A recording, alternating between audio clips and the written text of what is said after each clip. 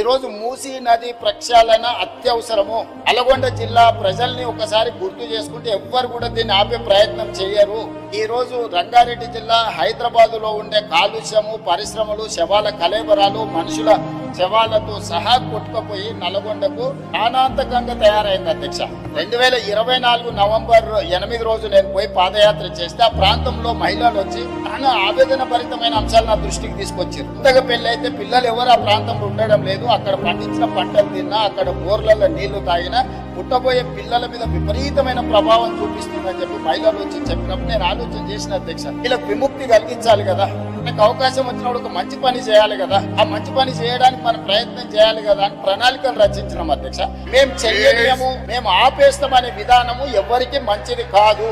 దయచేసి chairman sir, మీ ద్వారా ప్రధాన ప్రతిపక్షానికి నా సూచన ఒక్కటే, మీరు ఏం సలహాలు ఇస్తారో ఇవ్వండి, నిరభ్యంతరంగా మేము వాటిని స్వీకరిస్తాం.